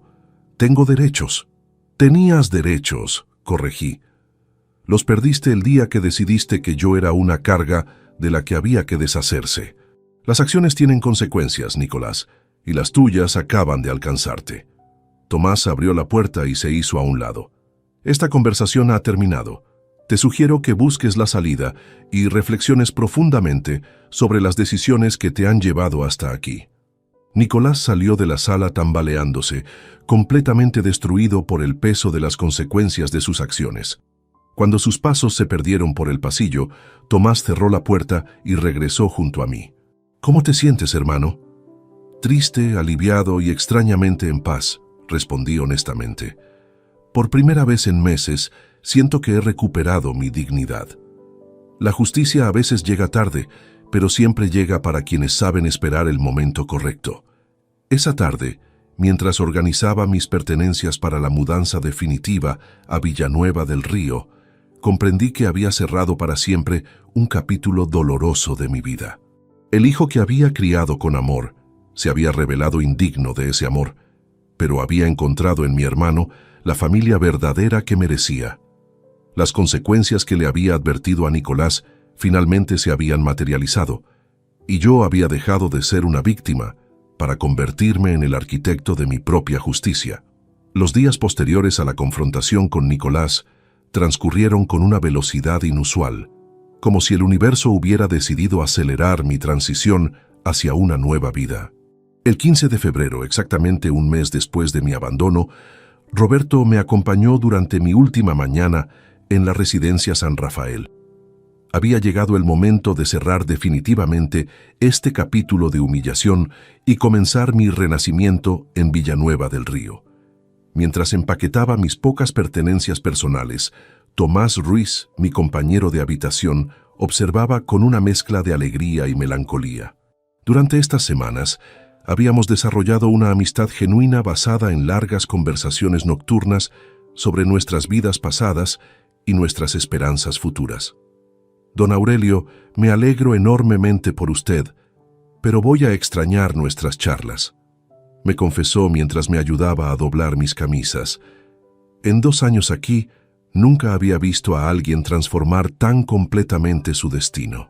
Tomás, amigo, nunca habría llegado hasta aquí sin sus consejos sabios. Usted me enseñó que incluso en los lugares más oscuros podemos encontrar razones para seguir luchando. Roberto entró en la habitación cargando las últimas cajas con mis documentos empresariales y efectos personales. Su expresión mostraba la satisfacción profunda de alguien que había contribuido significativamente a una historia de redención. Aurelio, acabo de recibir información muy interesante sobre tu hijo. anunció con una sonrisa que no presagiaba nada bueno para Nicolás. ¿Recuerdas a Patricia, la recepcionista? Su hermana trabaja en el banco donde Nicolás tiene su cuenta principal. Me acerqué con curiosidad. Durante estos días había intentado no pensar demasiado en las consecuencias específicas que estaría enfrentando mi hijo, pero reconozco que sentía cierta curiosidad morbosa sobre su situación actual. ¿Qué has descubierto? Al parecer, Nicolás ha estado intentando conseguir un préstamo personal urgente durante las últimas 2 semanas. El banco le ha negado el crédito porque sus ingresos actuales no justifican el riesgo crediticio. Roberto se sentó en la cama desocupada de Tomás Ruiz y continuó con evidente satisfacción. Pero hay más. Patricia me contó que ayer por la tarde Nicolás apareció en la oficina principal preguntando específicamente sobre la posibilidad de acceder a las cuentas bancarias de familiares incapacitados. Cuando le explicaron que necesitaría poder notarial legal y que tú estarías presente para otorgarlo, se marchó visiblemente frustrado.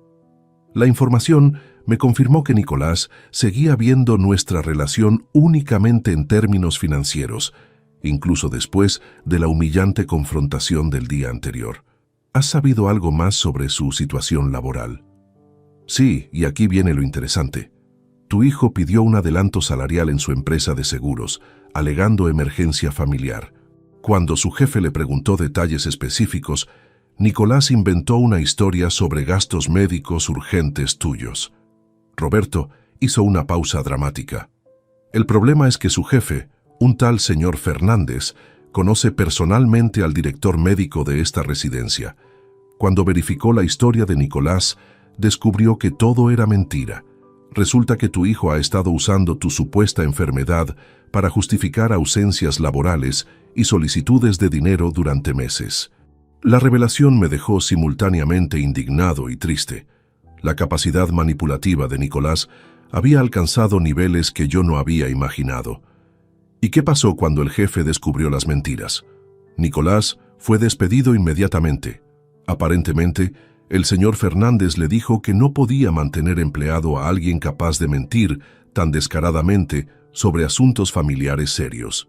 Tomás, nuestro hermano, llegó exactamente a mediodía para coordinar mi traslado definitivo a Villanueva del Río. Conducía una camioneta espaciosa acompañado por 2 empleados de su empresa que se encargarían de transportar mis pertenencias y mi silla de ruedas especializada. ¿Preparado para comenzar tu nueva vida, hermano?, me preguntó mientras supervisaba la carga de mis maletas. Más que preparado. Estoy ansioso por conocer mi nueva casa y comenzar a trabajar contigo en la empresa.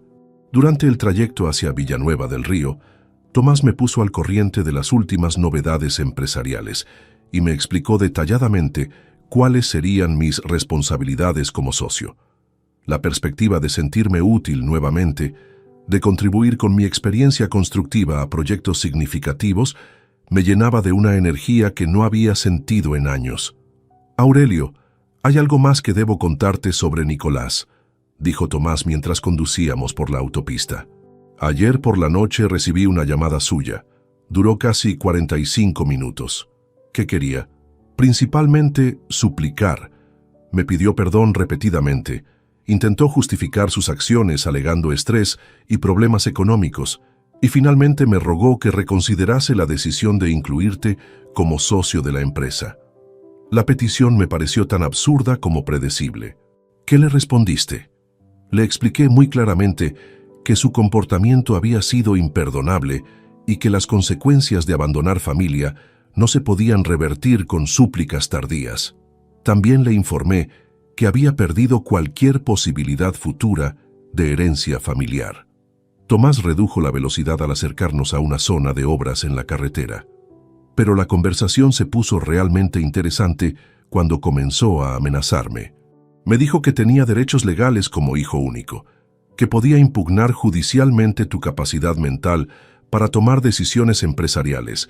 Incluso sugirió que yo te había manipulado para aprovecharme de tu vulnerabilidad.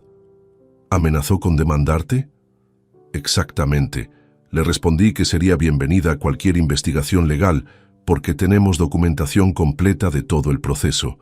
Además, le recordé que Roberto Jiménez y varios empleados de la residencia pueden testimoniar sobre su abandono cruel y sus palabras despectivas hacia ti. Llegamos a Villanueva del Río al atardecer, y cuando vi mi nueva casa por primera vez, me quedé completamente sin palabras. Las fotografías no habían hecho justicia a la hermosa propiedad que Tomás había preparado para mí. Era una construcción de una planta, con amplios ventanales, jardines cuidadosamente diseñados y rampas de acceso que se integraban armoniosamente con la arquitectura tradicional castellana. «Bienvenido a tu hogar, hermano», dijo Tomás mientras me ayudaba a descender de la camioneta. El interior de la casa había sido diseñado pensando específicamente en mis necesidades. La cocina tenía encimeras ajustables. El baño contaba con todas las adaptaciones necesarias para mi silla de ruedas, y el despacho estaba equipado con tecnología moderna que me permitiría trabajar cómodamente en los proyectos de la empresa.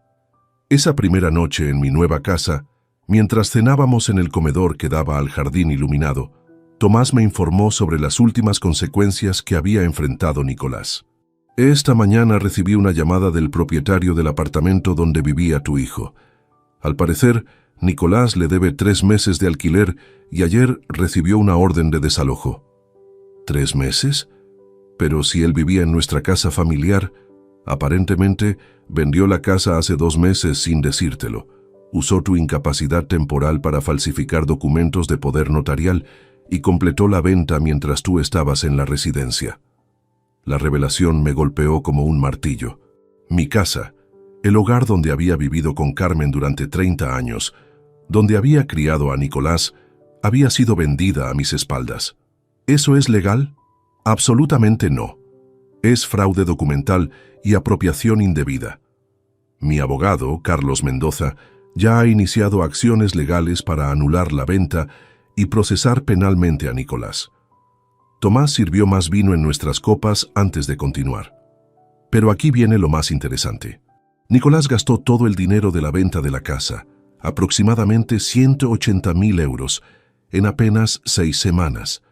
Al parecer, pensó que había resuelto todos sus problemas financieros y comenzó a vivir de manera extravagante. ¿En qué se gastó tanto dinero tan rápidamente? Coches nuevos, vacaciones caras, restaurantes lujosos, incluso regalos costosos para una mujer que aparentemente había conocido recientemente. Cuando la mujer descubrió que él había perdido su trabajo y no tenía ingresos estables, desapareció inmediatamente. La historia de autodestrucción de Nicolás era tan dramática que casi parecía increíble. Entonces ahora está sin trabajo, sin casa, sin dinero y sin apoyo familiar. Exactamente. Y enfrenta cargos criminales por fraude que pueden resultar en prisión. Sus decisiones han creado una cascada de consecuencias que van mucho más allá de lo que cualquiera de nosotros habría imaginado. Esa noche, acostado en mi nueva habitación con vista al jardín, reflexioné sobre la transformación completa de nuestras circunstancias. En solo un mes, yo había pasado de ser un anciano abandonado a convertirme en socio de una empresa exitosa, con una casa propia y una nueva vida llena de propósito. Nicolás había transitado el camino opuesto, de tener una vida cómoda sostenida por mi generosidad, a enfrentar la ruina total y posibles consecuencias legales graves. Las palabras proféticas que le había gritado el día de mi abandono se habían cumplido de manera más dramática de lo que cualquiera de nosotros habría anticipado. Esto tendrá consecuencias. Ya no eran las palabras desesperadas de un padre humillado, sino una predicción que se había materializado con justicia implacable. Al día siguiente, comenzaría oficialmente mi nueva vida como socio de Construcciones Moreno S.L., rodeado del respeto y el amor de la familia que realmente me valoraba. Nicolás, mientras tanto, tendría que enfrentar solo las ruinas de la existencia que él mismo había construido con sus decisiones egoístas y crueles. La justicia había llegado finalmente, y yo había aprendido que nunca es demasiado tarde para reconstruir la dignidad perdida cuando tenemos el apoyo de quienes genuinamente nos aman. 6 meses han transcurrido desde aquel día gris de enero, cuando Nicolás me abandonó en la residencia San Rafael, y mientras escribo estas líneas desde el despacho de mi casa en Villanueva del Río, puedo afirmar con certeza que los momentos más oscuros de mi vida se convirtieron en el catalizador de mi renacimiento personal y profesional. Esta mañana, como cada día desde marzo, me levanté a las 7 para revisar los informes financieros de Construcciones Moreno S.L. Los números del segundo trimestre han superado todas nuestras expectativas. Beneficios netos de 3.2 millones de euros, contratos firmados por valor de 15 millones para el próximo año, y una plantilla que ha crecido de 45 a 78 empleados especializados. Mi experiencia de 4 décadas en el sector constructivo ha resultado invaluable para identificar oportunidades de mercado y optimizar procesos operativos.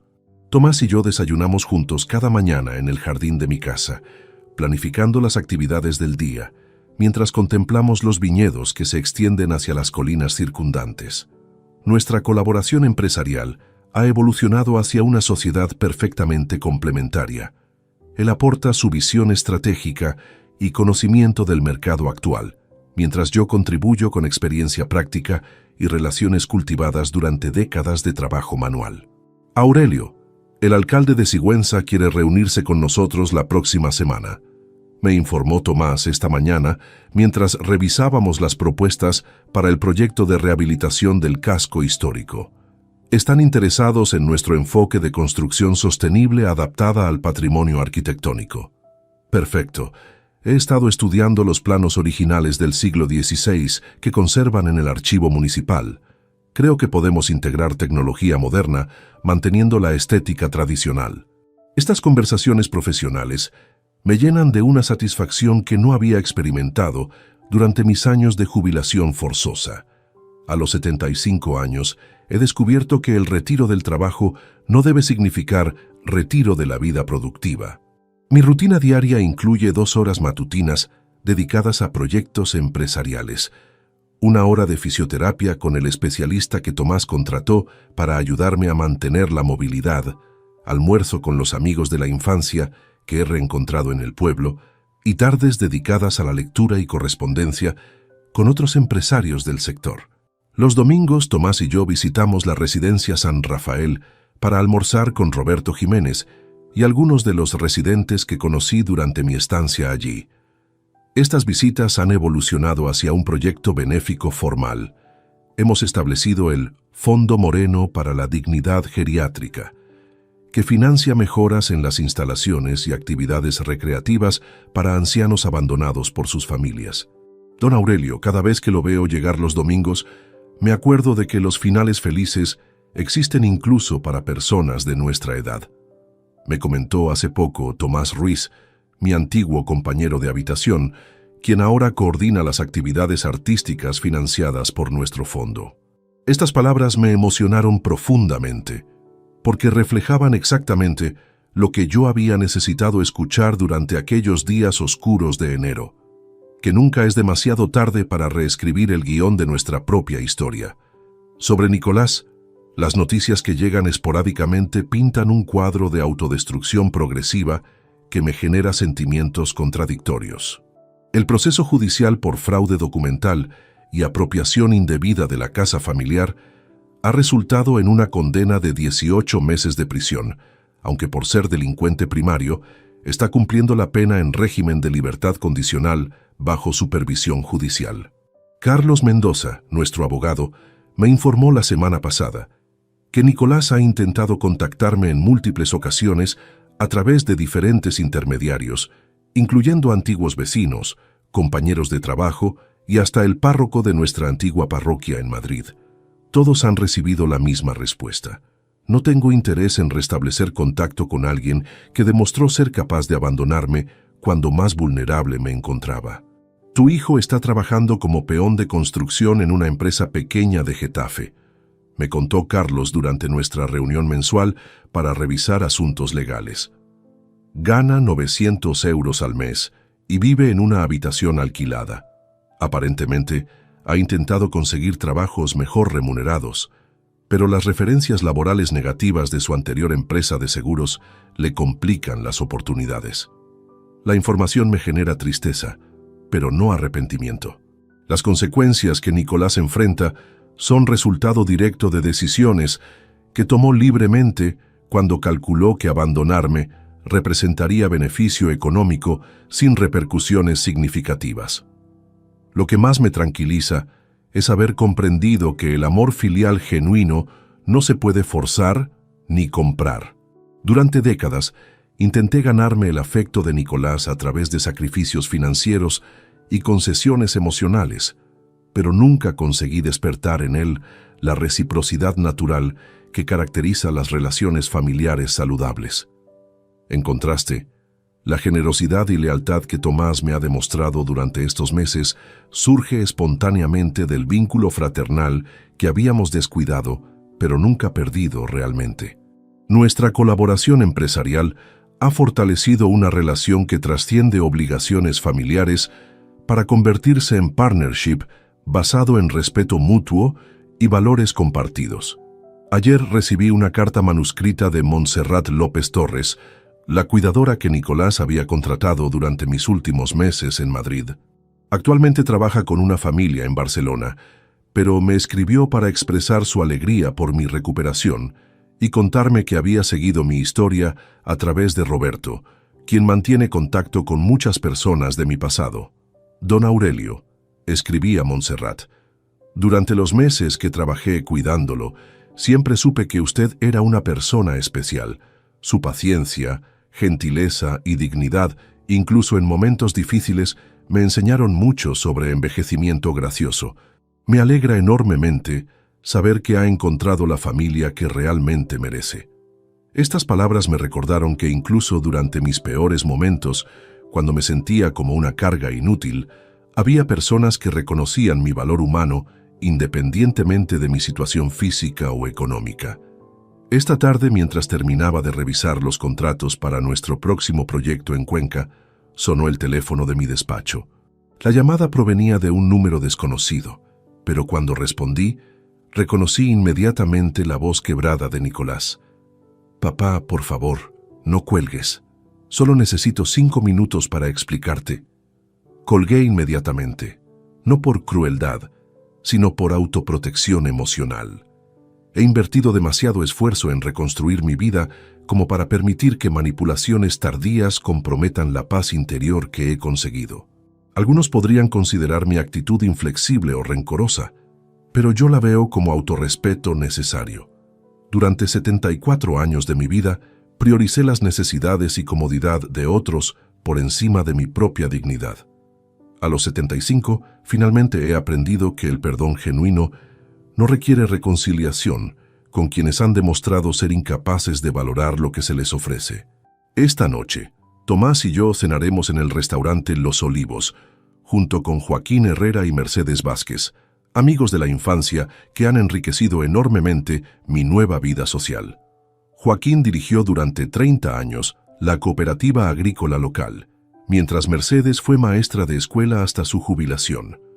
Nuestras conversaciones abarcan desde recuerdos compartidos de los años 50 hasta análisis de la política económica actual.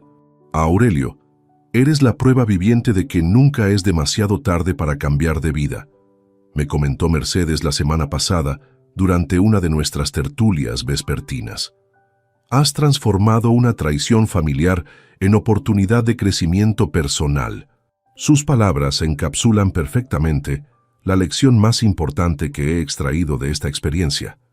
Las circunstancias externas pueden ser devastadoras temporalmente, pero nuestra capacidad de reinventarnos permanece intacta mientras conservemos la voluntad de luchar por nuestra dignidad.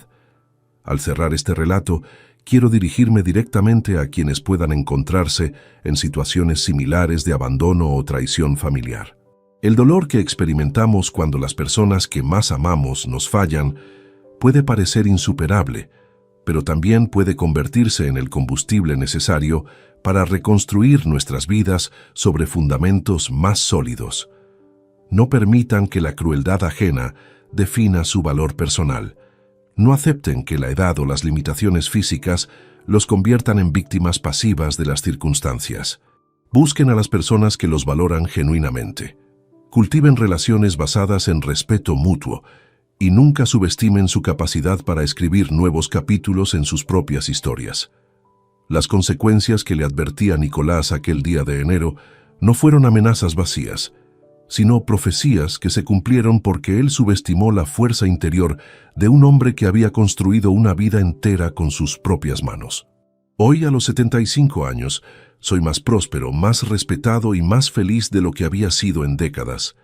He aprendido que la familia verdadera no siempre comparte nuestra sangre, pero siempre comparte nuestros valores. Y esa es la mejor venganza posible contra quienes apostaron por nuestro fracaso. Demostrarles que se equivocaron completamente sobre quiénes somos realmente. Mi historia termina aquí, pero mi nueva vida apenas comienza. Si te gustó esta historia, dale like al video, suscríbete al canal y comparte tus impresiones en los comentarios. Para escuchar la próxima historia, haz clic en la caja de la izquierda. Gracias por vernos.